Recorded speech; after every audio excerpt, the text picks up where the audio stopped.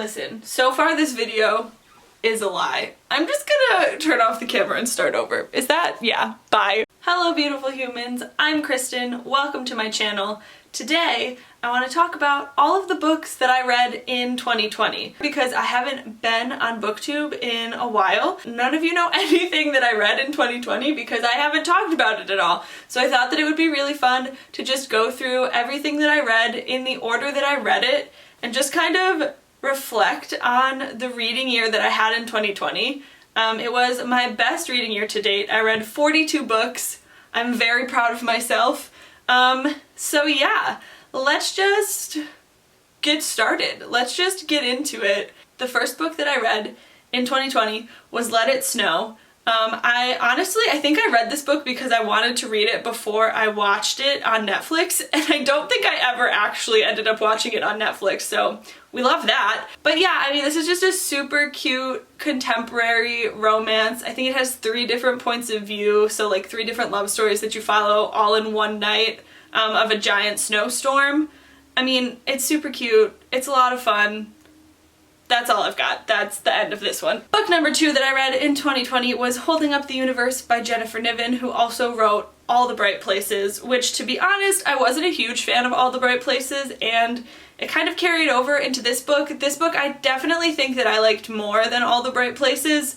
I don't even know how to describe this book without sounding annoying. I mean, it's a classic YA contemporary.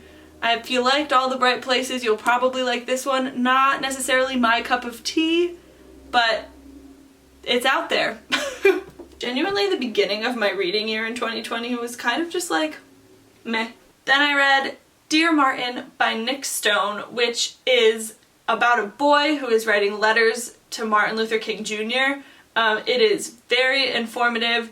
I definitely think that this would be like a great book to have like middle schoolers or freshmen in high school read to like start a discussion about Black Lives Matter and that sort of a thing. If you liked The Hate U Give by Angie Thomas, I feel like this is very similar in a lot of ways. Definitely would recommend checking it out if you haven't already. Then I read Yes, No, Maybe So by Becky Albertalli and Aisha Saeed. This book is a super cute contemporary romance about going out and voting and fighting for the things that you care about politically, and falling in love along the way, because it wouldn't be a YA contemporary without a cute romance, am I right? Turtles All the Way Down by John Green. This book is by far my favorite John Green book. I definitely enjoyed his other books, but the main character of this book is so different from all of the other books that I have read by him.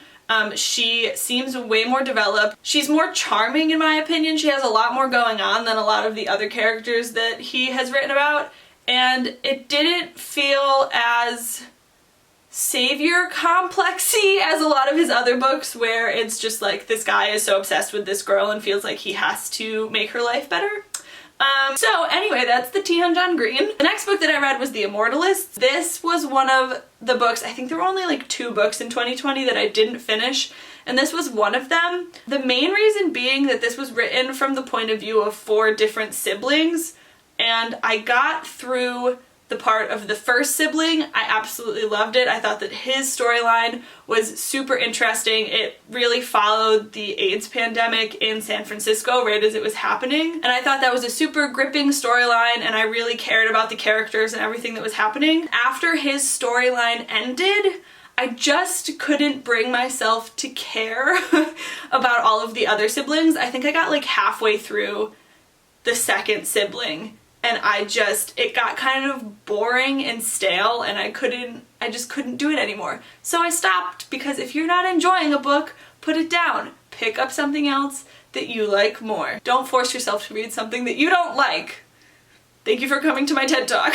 The Gravity of Us by Phil Stamper. This book is a super cute YA contemporary. It is gay. It has rocket ships. Their parents are training to go into space. I mean, what more can you ask for? We love it. We really love it. I genuinely don't know what to say about this book. A List of Cages by Robin Rowe. This book threw my emotions on the floor and didn't care about them. So many things happened in this book, and I genuinely cannot even explain them to you. It was so good. I don't have any more words for this. It blew my mind. Next, we have We Are the Ants, which I just talked about in my Aquarius book Rex video. I'll link it up here wherever the little linky goes. Definitely actually has similar energy to A List of Cages. It is about a boy who his family is a mess, and he also gets abducted by aliens occasionally, so like that's fun. When we meet him at the beginning of this story, the aliens have given him the option to either save the world or destroy it, and he has 144 days to decide. So many things happen in this book, and I don't know how to put words to it other than that it's really good, and the characters are great. There you go. There you have it. That's the review. Every Last Word by Tamara Ireland Stone. This book, I don't know, I might cry thinking about it. This arguably might be the best book that I read in 2020. I loved this book so much. It follows main character Sam, who is struggling with OCD and mental health, and she discovers this underground poetry club at her school, and she joins this club and she starts talking more about what is happening in her life, and she makes new friends, and it just it's beautiful. It is written so incredibly, and there is a plot twist at the end that I don't know how anyone could see coming, and it just adds so much to the story, and it explains so much, and I loved this book. Finally read Six of Crows and Crooked Kingdom by Leigh Bardugo. These were the first Leigh Bardugo books that I read. I currently own Shadow of Bone. I have not read it yet, but baby steps, okay? This video is gonna be so repetitive of me just sounding like an idiot and not knowing what to say about books other than like maybe almost crying about them, but that's fine. They are so good. The characters that Leigh Bardugo created in this series, they are top notch. I still like think about them all the time. Like I can't help it. They like live rent free in my head. I'm not mad about it. The world building, top notch, 10 out of 10. I genuinely don't think I have a single complaint about these books. I mean, I do have some complaints, and if you've read them, you'll know what they are. But if you haven't read them, they're spoilers, so those are my complaints. Thank you so much. Next, I read Beach Read by Emily Henry. This is an adult romance book. It is about two writers who live next door to each other on a lake. They went to college together. They are enemies. This is enemies to lovers, which is arguably, I think it's my favorite trope, like ever. I love enemies to lovers so much. I cannot. There was literally a point in this book where they were so close to kissing and it got interrupted that I cried. I was so upset about it. So if that tells you anything about me, that's fine. But if it tells you anything about the book, it was so well written. I was so invested in these characters and their love story. It was great. My opinions on this one might be a little bit controversial. I cannot tell if people really like this book or really hate this book. I am like a little bit in the middle, but I lean more towards the side of hating it, I think. Hear me out. This book tried too hard, in my opinion. It tried too hard to be pretentious in a way. Like, it wanted to be really mysterious and dark like the whole time, and I don't think that it needed that. The real thing is that I didn't know what was going on, like, 95% of the time. Only 5% of the time did I actually have any idea what was really happening. I felt so confused for this whole book, which I think is my biggest issue with it, is that it was trying so hard to be mysterious that it just didn't make any sense. So yeah, I'll leave you with that. I don't know. I Wish You All the Best by Mason Deaver. So this book was really good. It was really cute. It has a non-binary main character, which I don't think I have ever read a book with a non-binary main character. I don't even think I've ever really seen one marketed at all. Like, I have never even heard about a book with a non-binary main character. So I think that this was such a needed book. There were so many amazing characters of all sorts of backgrounds, be it race, sexuality, gender, all of that. It was very inclusive and I loved that so much. Overall, this was a really cute YA contemporary that had really great representation. Next, we have Well Met by Jen DeLuca. This book was recommended to me by a friend because it takes place at a Ren fair.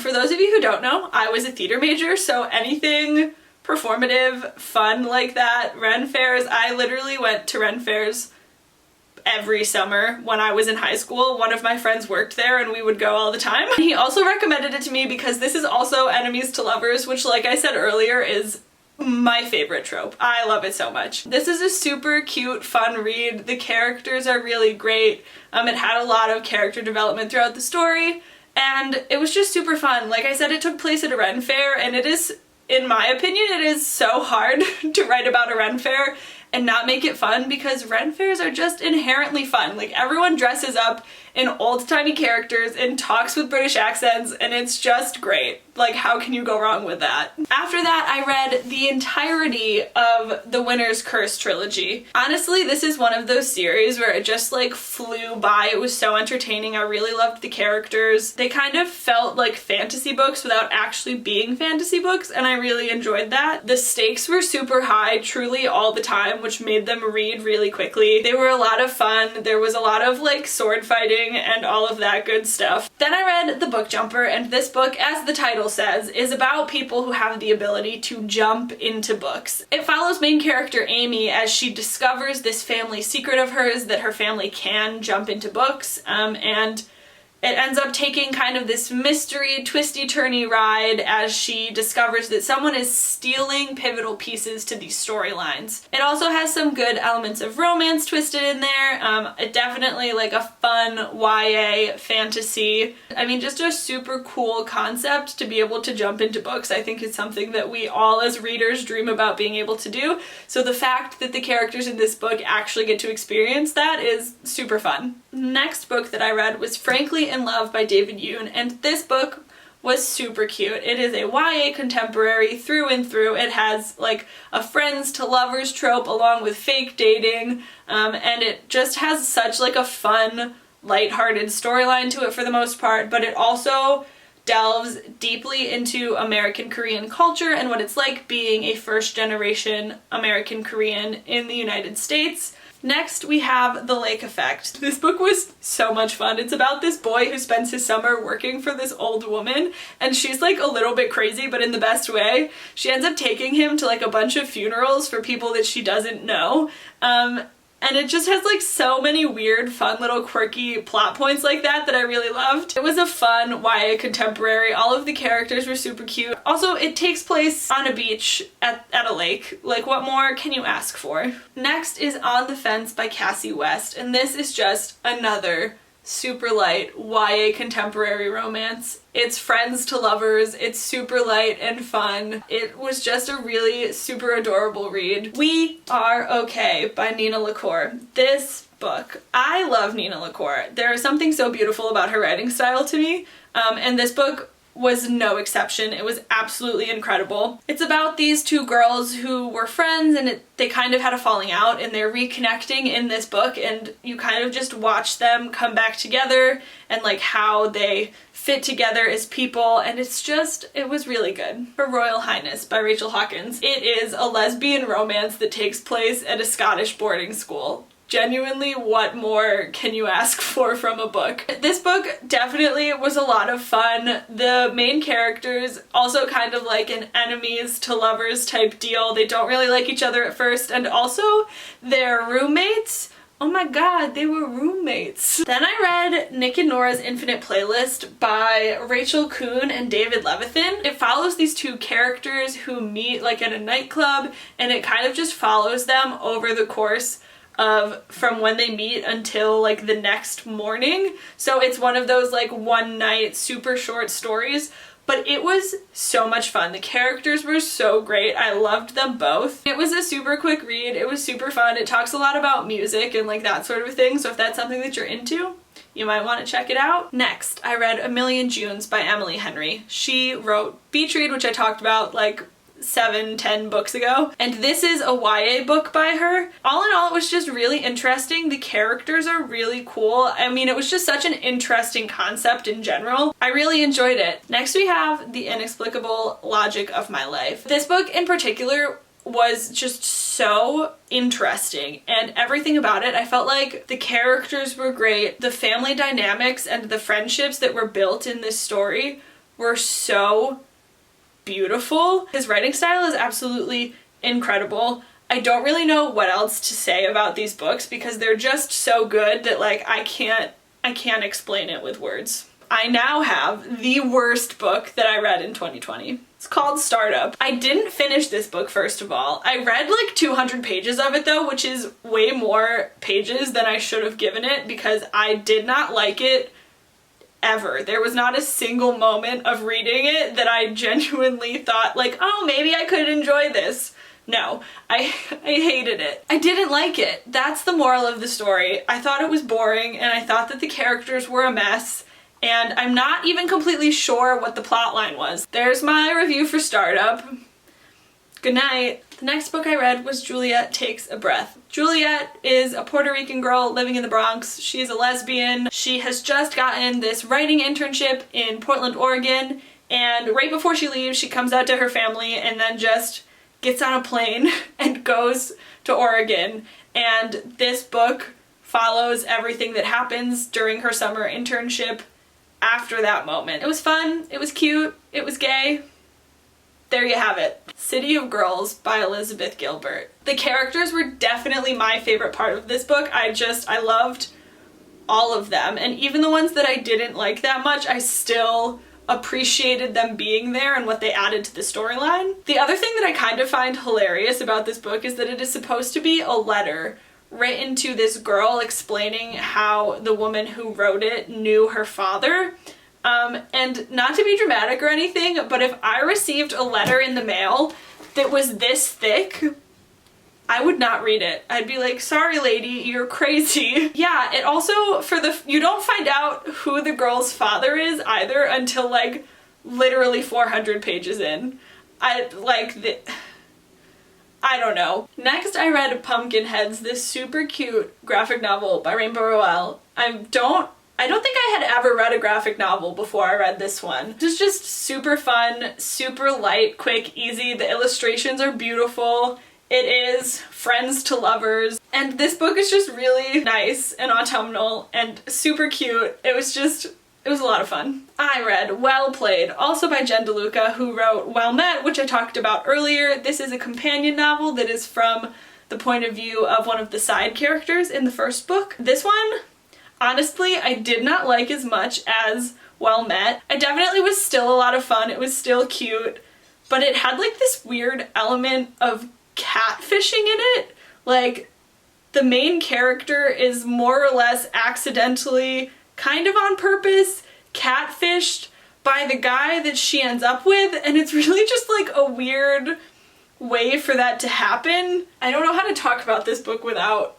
crying, to be honest. Out of Love by Hazel Hayes. This book was genuinely so good, and when I think back on it, I feel like I love it even more than I did when I was reading it. Like, reflecting on it, it's just a beautiful book. It is written in reverse order, so you know how it ends before you know how it begins. This is one of those stories that breaks your heart the whole way through because you know how it ends. I don't even know. I don't have the right words for this book. I thought it was beautifully heartbreaking. The main character was absolutely incredible. I loved her so much, and I just want her to be happy. I absolutely loved this book. It's so good. Absolutely so good. Next we have The Henna Wars. This book was super cute. It takes place in a school setting where the two main characters both open henna booths because they have a project for one of their classes where they have to like start a business, and they both start henna booths, and it is this whole thing where they're trying to be better than one another. It's like this really big competition, and over the course of the book they end up falling in love with each other, and it's just really sweet. It was really cute. Another YA contemporary. We love it. What more can I say? Carry On by Rainbow Rowell. This book is one of those books that I have genuinely been thinking about reading for 800 years, because the second you found out that this book came out, if you've read Fangirl, you were like, oh my god, she made it into a book. This book was really cute. It was really good. It was gay. Another one, I know. Are we surprised yet? Baz and Simon are precious and adorable. All of the characters are super cute. I mean, it's got fun magic. It's pretty much like a knockoff Harry Potter.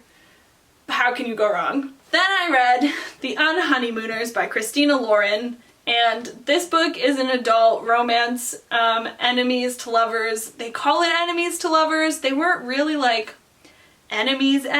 They just didn't really like each other that much.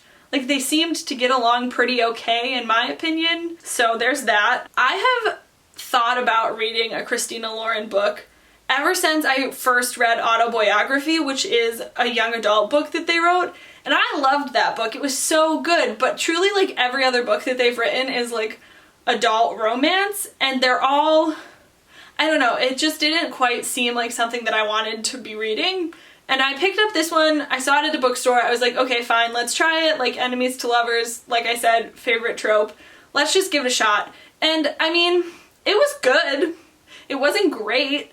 I enjoyed it for the most part. It's fine, I guess. Anyway, that's all. Next I read With Malice by Eileen Cook. It was a lot of fun. It was wild because the main character wakes up at the beginning of this book after having been more or less in a coma for like 6 weeks, and she cannot remember anything that has happened. So you are kind of learning about everything that has happened along with the main character, which makes it a really interesting experience because you're getting to find out all of her thoughts and feelings at the same time that you are discovering your own thoughts and feelings. It was super enjoyable. I mean, if you're looking for something super fast-paced, it doesn't really have like a ton going on other than just figuring out like what happened to the main character. I would recommend. We have The Gentleman's Guide to Vice and Virtue by Mackenzie Lee, and this book is one that I have been thinking about reading forever. When I first heard about it, I just thought it was super fun. I don't typically read a ton of historical fiction, but I really loved this one. It was just like a really fun adventure with lots of twists and turns. I don't really have any complaints. It was fun, it was good, it was gay. I'm gonna like make that a slogan. Have I said that more than once in this video? It was fun, it was good, it was gay. This is it. The last book that I read in 2020 was Normal People. To be completely honest, I didn't love it. It's kind of sad to be ending this video on a book that I didn't love, but whatever, that's fine. The characters didn't know what was going on. Like, neither of them knew what was happening, literally at all. And I don't think that you're necessarily supposed to like them, but I didn't like them to the point where I just didn't really like the book because of it. I definitely think that it had some really beautiful moments, and I think that the way that the characters were developed was pretty good, but it also just felt super repetitive where the same sort of things just kept happening over and over and over again. With all of the hype that this book has gotten, I was pretty disappointed. I mean, I still enjoyed it for the most part, but I definitely just expected more from it. Alright, there you have it. That is all of the books that I read in 2020 with some short or not so short little blurb synopses about them and what I liked and disliked about them. I hope that you guys liked this video. I mean, I had a really great time filming it. It was super fun to just talk books. I don't really know what to say in this outro, other than thank you for being here. I appreciate you guys so much. Again, it makes me so happy to have this little community going right here. Comment below what your favorite book that you read in 2020 was, because I'm always looking for more book recommendations. And I will see you again very soon with another video. Bye!